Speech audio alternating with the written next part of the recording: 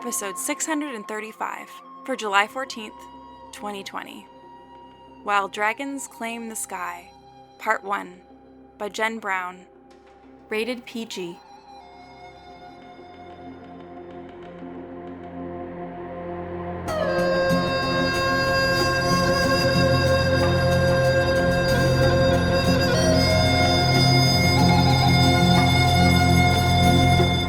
Hello, and welcome to PodCastle. I'm Amelia Harrington.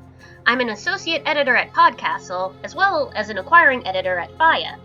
I'm on Twitter at Amelia Writes, and my latest work can be found in Anathema magazine and the Decoded anthology. Growing up, my hair was a thing to be battled, not celebrated. I wasn't trusted to handle it myself, and grown-ups often played tug-of-war with my scalp. My curly halo was an offense to be flattened out of existence with sprays, gel, and straightening products. It's validating to read a piece where curly and kinky hair is a source of strength, and mind-blowing how hairstyling doesn't hurt the recipient. PodCastle is very proud to present While Dragons Claim the Sky, written by Jennifer Brown, originally published in Faya magazine's Hair issue, number 10, April 2019. Today's story was written by Jennifer Brown. She is a queer, black SFF writer and college librarian.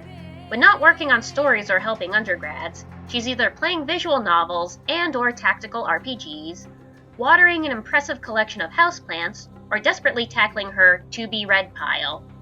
Your reader today is Sheree Clark, who graduated from Indiana University's Creative Writing MFA. She's been a personal trainer, an English teacher, and an editor, and is some combination thereof as she travels the world. When she's not writing or working, she's learning languages, doing P90 something, or reading about war and post-colonial history. Her work has also appeared or is forthcoming in Faya and Uncanny. You can follow her on Twitter at C_L_Clark. Grab your break-proof comb and your traveling boots and enjoy the story. While Dragons Claim the Sky by Jen Brown. Read for you by C.L. Clark. When a breeze shook the reed curtains in Mama's salon, I thought it might be another dragon gliding low, stopping to drink from Lake Matrill. Of course, Mama and I weren't afraid. We loved watching them soar overhead, wings gusting hard enough to free cotton fibers and coffee cherries across Gyrexian farms, so that croppers only had to scoop them up. So, you can imagine my disappointment when it wasn't a dragon aloft, but a lanky huntress pushing into Mama's parlor. She burst through our straw door, letting in the noon sound of Gyrexians haggling over pouches in the nearby spice house, testing winter tunics in the adjacent tailor's gallery. But this wasn't any old villager, like the rest of them. Her wolf pelt cloak, engraved walking staff, and curved daggers marked her as a traveler. And instead of looking journey-weary, her umber skin practically glowed beneath the gauzy afternoon light. "Dragon's ass," she exclaimed, lilting accent stretching the vowels. "And I thought I wouldn't find another black coif mage before I hit the goblin fairies." Mama couldn't hear anything while her sight was up. She was busy slicking greased fingers through Amaktu's locks, plying the hidden gossamer magics that only us mages could materialize, to try and loosen the old woman's phlegm. A few quick blinks sealed away her powers, returning sound and touch and every other sense that sight dampened. "What did you say?" Mama asked. "I'm looking to get handful twists, the long, chunky kind." Pressing inside, the girl flung cold and snow and mud across our best mats. "The signpost says you specialize in healing coiffury, yeah? I've got a bad back that needs tending before I leave tonight. Do you take walk-ins?" "Omani and I take payment for services offered." Mama flicked her head in my direction. "Black opal, bonito-white, copper stones. Even upland banknotes, if you have 'em." Her lips flattened into an unimpressed line. "But I'll bet you haven't so much as a pebble on you, little girl." "Little?" The huntress snorted. "My 18th name day just passed, ma'am." Then you've adult currency, girl. She frowned, chin stabbing upward. I will soon enough. I knew it. Mama motioned her away. Out. I hardly cared about the argument brewing. Instead, I was nestled on one of the salon's colorful divans, neglecting all of my responsibilities, cleaning the wash basins, beating our yarn-dyed throws so that waiting clients would go, "Oh, how soft," to reread a letter delivered via messenger raven last week. From Mistress Carolyn Ames, Department Chair, Coif Majory, Imperial College of Allied Mages. 2. Omani Sudiha of the Grixian Underland. Upon reviewing your application, I found your provincial use of wish majory an interesting method for the study of hair magics. Therefore, I am pleased to offer you admission. Now, hold it, ma'am. The huntress backpedaled. I can pay you easily in 3 days' time. While Mama and Amaktu fell out with laughter, I shimmied deeper into the divan, swathing myself in daydreams of meeting Ames, seeing the college's campus. My imagination fissured around the letter's last line. At your earliest convenience, have your sponsor contact the bursar's office to arrange payment for full term. Only a fool would apply to the Empire's oldest department of coif majory under a professor who'd pioneered hair magics for 30-odd years without having any idea how to pay for it. Yet, that's exactly what I'd done. I'm serious, the huntress barked, loud enough to draw my gaze. As a finalist in the Dragon Scale Melees, I'm this close to becoming an Imperial Knightess. My winnings would be large enough to pay back your kindness twice over. My next breath stuttered. Wait, I cut in, sitting up. The melee in Ikrove?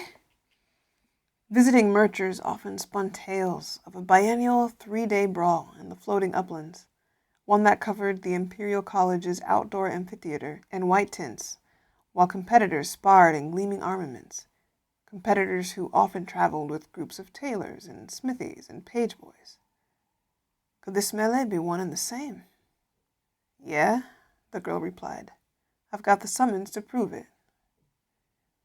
Bolting upright, I practically toppled a stool near my legs.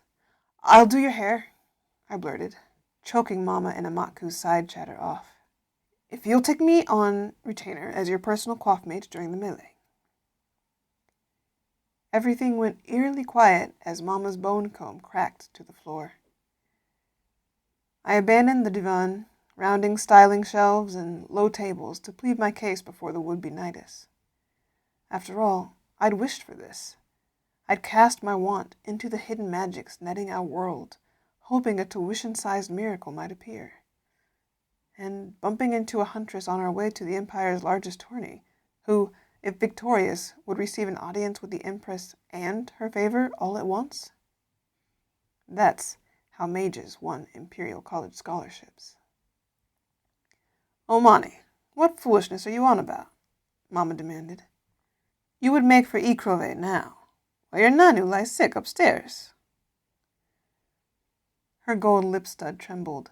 Howery braids clanked as she shook her head. You would leave us behind. Heat flared my neck. Nanu was dying, and from a malady nobody understood. It couldn't have been age, because that simply thinned her coiled tresses and creased her complexion, making prunes of her dimpled cheeks. No, this death stole her from us memory by memory, made her gurgle wetly as she forgot our faces. Gods, I didn't want to leave either of them. I know the timing's bad, but... Loosing a long, slow breath, I handed Mama my acceptance letter. I got in. Her thick brows only crumpled as she read the parchment. I got into the Imperial College, and if I'm to accept, I need a patron who will cover my yearly tuition. You know who awards at least 3 incoming mages with Imperial College scholarships? The Empress herself. This time, Mama's laughter pitched high. I made her stagger and clutch a mock tooth for support before shifting into fury. You think I took on Zarb's cropping so that you could abandon us? Mama barreled toward me then. Money, I do it so you don't have to, so that you can keep our majory alive here. Well, maybe I want to make it so you don't have to crop, I yelled. Mama stopped, reeling like I'd struck her, and my whole body trembled as the truth rushed free, as if I needed reminding that Papa was gone. The evidence was all around us. After he passed, Ma took up his cropping rotations to cover our debts, coffee, cotton, all Gorexi's best-known exports. I hated that she picked year-round, only to send half her haul to the cloud fairies for upland distribution. Attending the college would mean graduating alongside nobility, I reasoned, slicing the silence with calmer tones. And I'd make good money doing upland heads with my wish majory. Every stone could help buy back our lands. Mama threw up her hands. Worrying about finances is my job, Monty. Yours is not to lie like you have. She slumped, tiredness etching itself into her slackening expression. How could you keep all of this from me? Movement prickled the edge of my vision. I caught the huntress glaring between us, backing away as if she regretted stumbling in at all. Stay, I barked at her. Ma, please. No. Her gaze turned glassy. You want to go? Fine. Go ahead. Join your new friend. Honor your ridiculous contract. I haven't agreed to anything, the huntress bellowed. But don't you dare come back here after it all blows up in your face. Backpedaling, I fought the angry comebacks scrabbling at my throat. I could tell she meant every word from the way she clutched her arms, like she was already getting used to holding herself up without me. Guess I'd have to learn to do the same. Night is hopeful. Don't cry, I commanded myself. Don't. It's Myra, the girl replied. She'd been halfway out the door before Mama's ultimatum, but lingered now, fingers playing at the mosaic tapestry on her left. Myra, then. I gripped my hands till the nail beds whitened. Look, I'm the best coif mage you'll find in Grixie. I've mastered healing coiffery, and I even made up a new kind of magery when scalp divination and strand summoning didn't suit me. Myra edged back inside, trailing her guarded gaze along the length of me. Then your coif magery molds your wildest wishes into the fabric of our world so they might come to life. A smirk plumped her dark cheeks, sharpened her now expectant gaze. Behind us, Maktu started coughing anew. Mama went to comfort her, but the din of it all sounded far away. Take me on retainer, but keep your winnings, I continued. In return, I'll twist wishes into your hair every day of the melee. Just give me a chance to make my wish a reality. That night, I feigned strength as we rode out beneath a gloomy half-moon. As Grixie's farmhouses, quiet windmills, and wending streams faded behind us. Once we hit Hannenfall and our neighboring realms' tarped night markets came into view, Myra slowed us to a trot to clear the bazaar's throng. That's when I spied the fire lamp glow of Madame Ellery's coif menagerie haloing the darkness, where Papa had gifted me an unbreakable bone comb. At 9, all stubby-legged and squat, I could barely reach heads for styling. Mama had gazed on excitedly anyway, proud to have a real Ellery piece in our salon's collection. Now it jangled inside my rucksack, bumping grease tins and iron clips to the tune of my facade fraying at the seams. A miserable sob shuddered free of my throat at the memory. Nope. None of that. Myra loosened her hold on the reins to squeeze my arm. Look, I get it. leaving after a fight to chafe anyone's ass. But you better ready yourself with whatever strength you've got left. Clicking her tongue, she spurred her mare into a gallop so that we'd make the last departing cloud fairy. We've got a melee to win and dreams to earn. Your ma'll come around. I didn't exactly feel better, but she was right. Sucking tears from my lips, I focused on everything but memories of home. My cramped thighs clinging to our horse, Myra's smooth staff resting against my lap, the tang of anti-inflammatory salve wafting through her furs. We rounded handfuls bordering slaughterhouses. Hours later, the breathlessness of Venara's hulking cloud fairies rose into view as we entered the last southern realm I'd see before taking flight. My sense of splendor quickly disappeared after it took every stone I'd saved to board, which came after Myra negotiated the AV Mage captain's asking price down and threw in her horse for good measure. Come on now, friend. Who's trying to fly with all these dragons about? She winked, further wrinkling his bearded glower. Might as well cut your losses and get what you can, 'cause these docks seem pretty damn empty tonight. Mama said only birds were meant to fly, so I held my breath when we pushed off until Vanar and Hannenfol and Grexy and every other little underland realm disappeared below dense clouds. It was win or beg our way back home. Abyss below, I should have asked Myra to do a backflip or a blade toss or something to prove she could fight. Still, she had enough bravado for us both. Now, Myra said, swaggering into our modest cabin below deck, let's hope you're half as good as you claim. I still wish I'd begged Kelleran to do my hair before leaving. I couldn't decide whether I admired her caution or found it annoying. Kelleran? I began unpacking my styling tools atop a rickety writing desk. My sister. Myra unfurled herself across our straw bed, long limbs dangling over the side. She does healing coiffury like your ma, which means I know my way around coif mages. I'll know if you're playing me false. Annoying, then. Definitely annoying. Will you now? I tried to clear the acid from my voice. Why didn't you beg Kelleran, then? Because. Myra canted her head defiantly.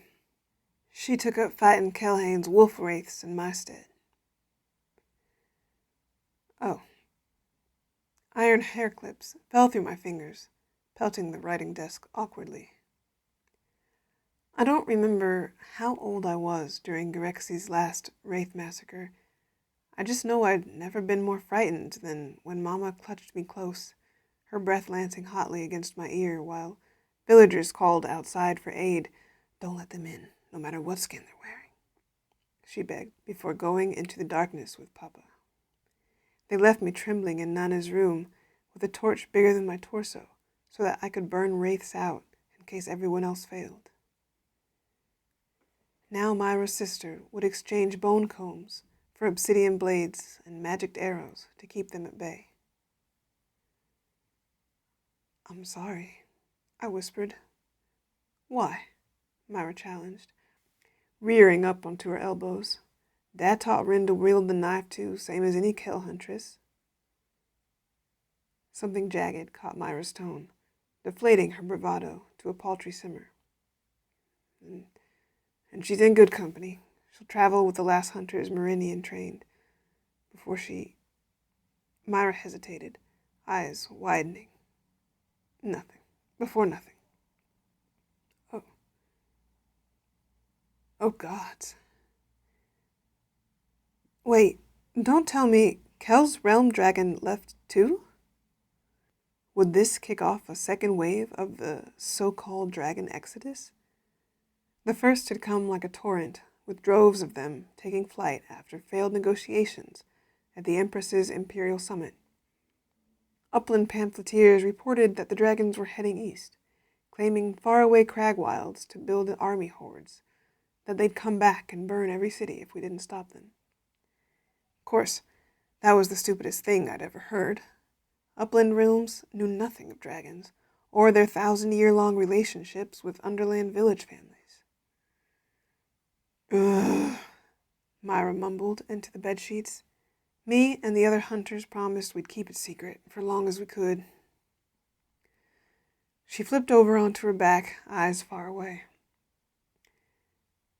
Murray traveled by ground during the day so her Arsehole's Majesty's airships wouldn't catch her flying. Grixie wasn't big enough to boast its own realm dragon, so with Kelhane being so close, Meridian felt like family too. I'd often raced to watch her soar overhead in the spring, scaly form carving the clouds. Is that why you want to become a knightess? I asked, but Myra's expression stiffened around a stony glare. I guess letting me in wasn't part of the deal. Okay then, let's get to your hair. I steered the conversation back into comfortable territory. Now, you might know regular coiffmagerie, but wish styling is about binding what we most desire into the tapestry of magic itself. You know about the site. Myra rose, flinging off her furs. Sis says it's like looking at cobwebs or something. Exactly. Mage Sight exposes the raw webbings of magic that overlay our world. Setting a chair beneath the cabin's only window, I gathered blankets to create a makeshift styling cape. Now, you just need to focus on your wish. Think it, speak it, doesn't matter. I made Myra sit and began dampening her loose coils. The rest is my job. Binding it so magic will rearrange the universe to make it true. It can't possibly be that simple, Myra sputtered. What if I wished for the world to end, or to raise the dead? I winced. Dark memories from moons prior roiled to the fore. My chubby knees pressed into the salon's floor as I raked magics through my hair. I wished for Papa to come back so he would pepper us with scratchy kisses, demanded that the universe reverse time, pump blood through his heart again. I cursed Amaktu for delivering the news, for telling us he dropped mid-cropping. There are things magic just can't do. Breathing through the rawness aching my chest, I changed the subject. Anyway, you got nefarious plans I don't know about? Maybe. Myra wiggled her eyebrows. Kidding. Her tone shifted, turning husky. Well, I don't fight good when I'm worried, so I wish for Rin's safety. Surprise clotted in me, stilling my hands. Myra could have wished for anything. Strength, speed, agility during the melee's battles. Clearly, I wasn't the only one aching for home, and I suddenly didn't feel weak for doing so. All right. Loosing a breath, I squinted till the world turned fuzzy, then paused, waited until the ferry's creaking hull faded, until I couldn't feel the softness of Myra's curls in my hands, until all sense, except sight, fled me. My next breath rippled a gleaming sliver of webbing nearby, which brought another thread into view, and another, until the whole cabin was sketched over with fibers of magical essence, just waiting to be molded. I tapped Myra's shoulder, signaling her to focus on her wish. When she spoke, the threads crossing her hair undulated. I worked quickly to form medium-sized handful twists, though we stopped twice so Myra could stand and stretch, making the threads cascade down her back like strung stars. Eventually, I wove the magics through each twist, creating a corded lattice that made her hair shimmer. By the time I reached the front section, even her lashes were aglow, like some woodland fae from the stories, angular cheeks and wide nose bathed in light. But, like always, my sight exacted its toll. Nearby magics began writhing while I worked, tendrils undulating wildly before stabbing into my skin. As thin rivulets of blood welled up from the cylindrical wounds, I snipped the base of each by pinching them with my nails. Mama taught me, never cut them low. The leftover bits eventually settled beneath your scabs, but I learned early on to work fast, which also meant hitting my favorite part sooner, gathering the magics. Once Myra's twists were finished, I mouthed, "To me." Churning, the threads unlatched themselves from her twists, coiling into a yarn-like ball that hovered atop my left hand. "Make it so." They scattered, crawling across the room's magics with renewed purpose. Work done, I softened my gaze, watching the webbing trickle away until feeling crept back into my hands. Sound and taste and smell flooded into me once more. Guessing this isn't an instantaneous kind of thing?" Myra teased, stretching as she stood. "Not exactly." I laughed woozily. Sight work always left me drained. "Give it time." With the horizon still blue-black, we had hours to go before reaching Yquervay. But, as I cleaned up, Myra's calloused hand caught mine. "Thanks, Omani." Heat bloomed where she touched me, the same spot Micaiah, the tailor's son, pressed a kiss to last summer. A similar feeling torched my core. None's needed. I'm your retainer, right?" Holding my gaze, Myra surprised me by tearing some of her tunic to wrap my sight wounds. Some stung worse, having reopened previously healed scars. "Dad thinks knights are pompous and stupid." Myra's jaw twitched as she wound cloth about me. "He doesn't get what it'd mean for Kel to have a real knightess, even though Murray's gone. He said if I left, it'd be as good as killing Rim myself." Her hands lingered, even though my bandages were secure. "I want to become a knightess so I can help our people." We stood there, with our hands clasped, nothing to return to, everything to lose. "And I can do that a little easier, even with my back, knowing she might survive the week."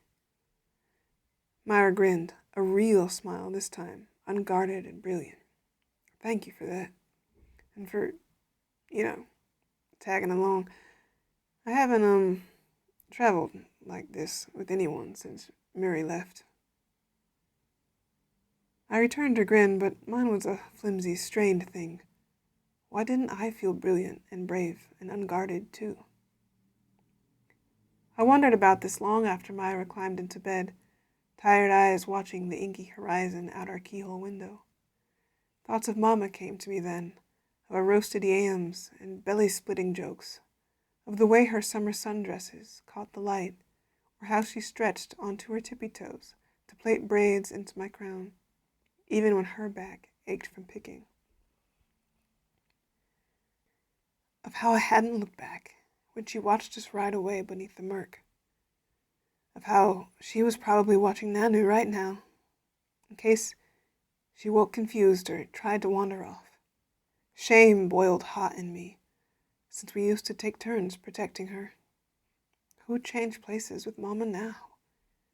Who'd make sure she slept and ate while Nanu wasted away? My worries bled into something with claws, rooting deep until the marrow of me felt raked through. Those worries only worsened with the sunrise.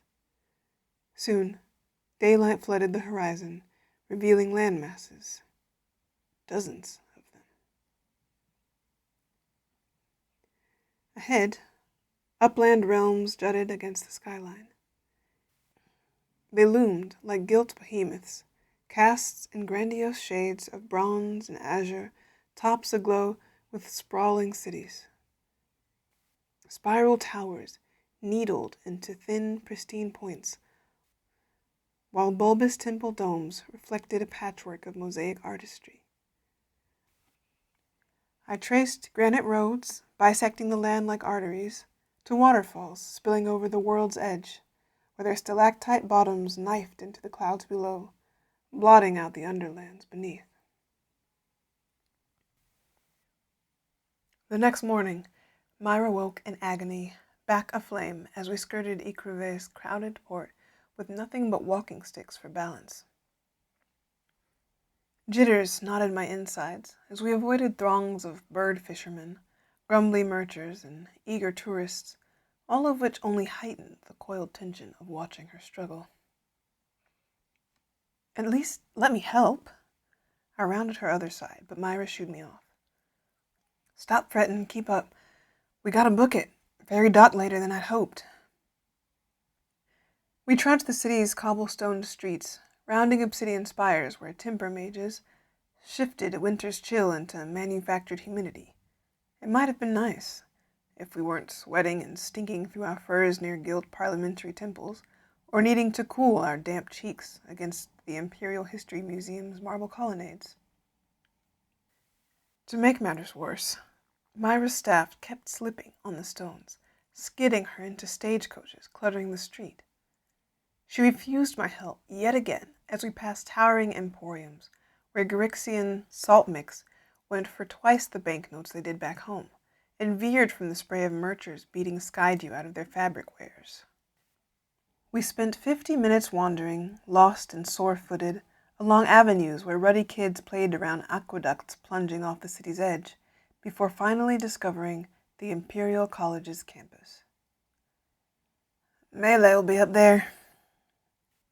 Ditching her staff, Myra pointed out a distant amphitheater that loomed between brick-topped departmental buildings and a massive belfry. You ready? I could hardly see Myra past my worries, let alone respond, so I followed as she hobbled along manicured gravel walkways, smothering an impulse to retrieve her stick while battling darker thoughts. Could Myra win while in such pain? Yesterday, she was all flair and cockiness, believing our destinies within reach. Now, I wasn't so sure. Doubt dogged the minutes we spent walking toward the theater's entryway, and I barely caught my breath before an attendant spotted us. Competitors, both of you? The robed usher asked. This way. Sweeping inside, my stomach knotted upon seeing so many skyfolk filling the stands. Wig-clad men puffing thick cigars, little girls garbed in chainmail, peering through binoculars to spy the fighters below. Myra elbowed me just as we rounded the theater's circular stage. Look, the asshole of the hour. I followed Myra's gaze. Downstage, a grave-faced woman surveyed the grounds from a painted dais, flanked by royal guard. That could only mean one thing. Empress Troxrin would preside over the melee herself. Does she usually call these matches? I asked. Not this early, Myra whispered. The attendant led us into a rear preparatory tent, handed Myra a placard identifying her opponent, and warned that the melee would begin in minutes. She flung herself behind a screen to change. She's only supposed to show up on the final day, tonight the winner. Gods, which meant now the Empress might see Myra lose early, might narrow those beady eyes, easily forgetting the Underland girls who'd given up everything to be here. Clammy and cold, I coughed around the stench of competitors dressing and smoking nearby. Maybe we should style your twists again real fast? Drawing closer to the screen, I whispered, You could wish away your pain. A kind of thick, strained silence met my words, leaving me space to really hear what I just said. Gods, I wanted to snatch the words back with my bare hands, but my fingers felt like claws, monstrous, gnashing things that had shorn away my mama and Nanu, and now Myra. Look, I only meant... Oh, I know exactly what you meant. Myra came out from behind her screen, clad in dazzling armor, richly dyed leather accented with a placard and greaves made of interwoven iron that mimicked dragon scales. My rib cage thudded as I took her in. A real dragoness, towering and lithe, poised for flight. The abyss below this was one hell of a mistake, Myra muttered. Her forehead smoothed, shifting what had been a taut grimace into something serene. Go home, Amani. Her tone was soft, yet cutting. A broadsword piercing silk, like a final sundering of something that was once whole. What? I stammered. Your services are no longer needed, Myra replied. After fastening her knives, she turned to join the other melee competitors who'd begun lining up. Should have known you weren't strong enough to see this through. A million little things occurred all at once. Competitors took the marble stage to the sound of opening trumpets.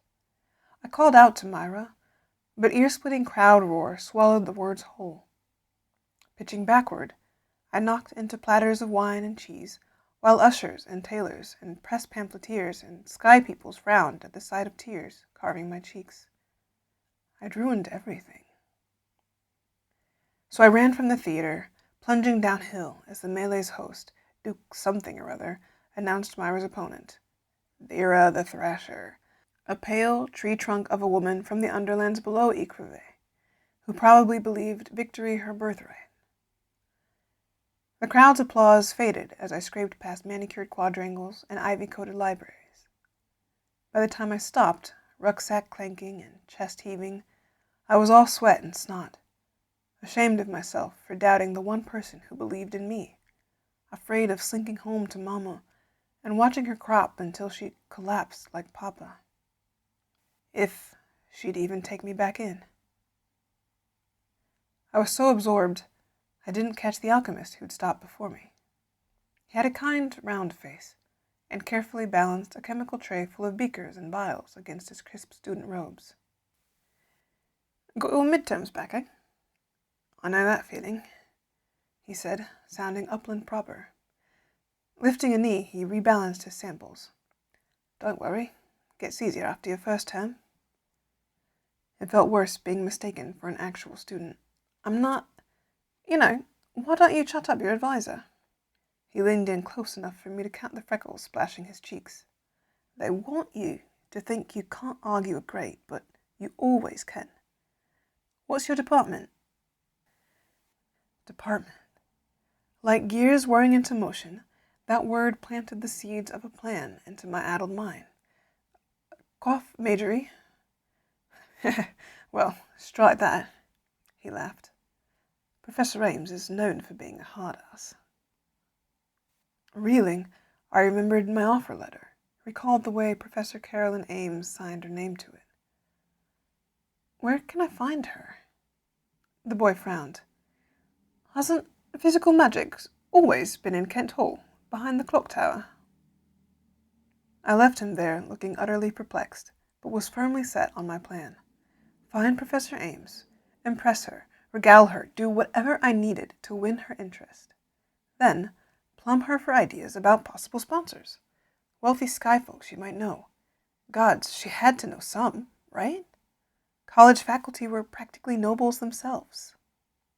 And if I was brave enough to keep fighting in my own way, then I was strong enough to find Myra later, to apologize for everything and pull my own weight, to rally her and trust myself, trust us both, like I should have all along. I raced toward Kent Hall, pushing through the department's heavy oak doors, wincing beneath the overbright feel of hallways humming with electric light, poked into empty lecture halls, and scanned wall signs until I found her office placard, written in the same flourished hand from my acceptance letter. Department Chair, Carolyn Ames. Unfortunately, her door was slightly ajar, which meant my creeping steps swayed it with a nasty creak. Who's there? she called.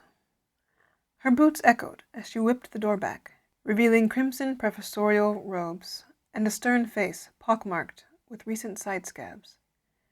Uniform layered scars hid beneath them, resembling sharpened scythes. "Professor Ames!" I croaked, throat dry. "Hi!" Her lips pinched as she took in my sweating, disheveled form. "Are you here for office hours?" "Not exactly." Chewing my tongue, I dug through my rucksack before retrieving and extending her my offer letter. After skimming it briefly, she arched one perfectly shaped eyebrow. "Ah, yes, the Underlands talent. I remember your application." She swept graying bangs from her eyes as if to see me better. "Perspectives usually come begging to get in, but you've already done that." "So why are you here?" her tone implied. Gods, I had to choose my words carefully. Twisting the edge of my traveling cloak between tingling fingers, I stuttered, I came here to win patronage from the Empress." Her narrowing eyes only worsened my stumbling speech. I was working as a personal coif mage for one of her melee competitors." Professor Ames chuckled sharply, mouth agape. "And when that unlikely plan fails, as it already seems to have, since your coif work is a past tense activity." He crawled my ears, dulling sound so that I had to flatten my tongue to feel the press of every syllable thudding out. "Then I'd like to discuss other options, mistress, to prove that I'm worth investing in, to whoever will have me." Perfect brow lowering, she returned my letter, swept keen emerald eyes over me. "Meet me here tomorrow around 9, before morning lecture. I promise nothing but coffee and a chat. Let's see what you take from it, shall we?" The door creaked shut before I could respond.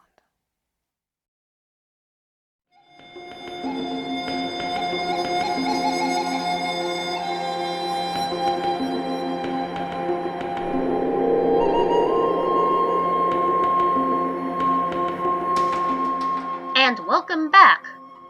Whew, I've been there. This one adult will determine the rest of your life. Don't you dare mess up. I really don't miss those days. That was our show for this week.